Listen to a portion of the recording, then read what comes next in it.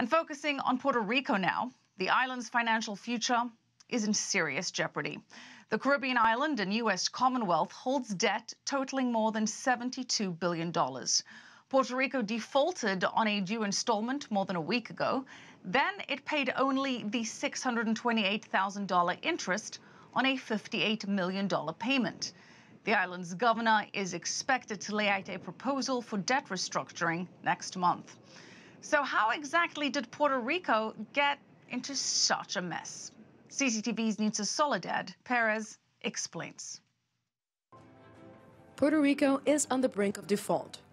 In June, the government announced it simply cannot pay $72 billion in debt. Puerto Rico needs, and I propose today, a complete and comprehensive restructuring and development plan that is not short-term, but long-term, and is definitive for the immense problem today that we face.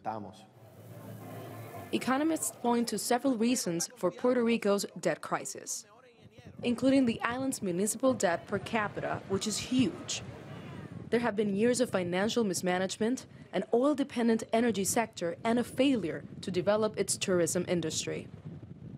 Plus, there were major job losses in 2006 when Congress phased out tax incentives for U.S. companies operating on the island.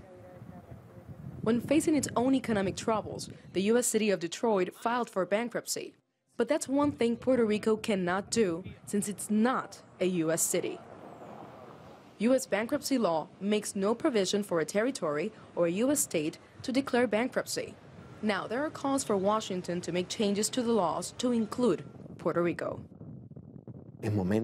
It is the moment for us, in one voice, to demand concrete action from Washington.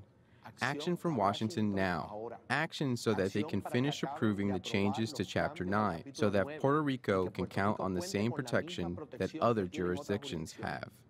The White House is not planning to come to Puerto Rico's rescue anytime soon. There's no one in the administration or in D.C. that's contemplating a federal bailout of Puerto Rico. But we do remain committed to working with Puerto Rico and their leaders as they address the serious financial challenges that are currently plaguing the Commonwealth of Puerto Rico. With all the turmoil, Puerto Ricans are leaving the island at unprecedented levels, close to 50,000 per year. That's another major concern because, of course, Social Security systems, Medicare, retirement pensions all depend on the entrance of new, younger members of the labor force, and in fact, that's one of the areas that's been affected by the situation, as many of the migrants are also between the ages of 18 and 44. Puerto Rico is not allowed to file bankruptcy or get some kind of bailout. The government says default is imminent, as well as a mass migration of its citizens to the mainland U.S., pushing its economy even deeper into a rot. Nitza Soledad Perez, CCTV, Miami.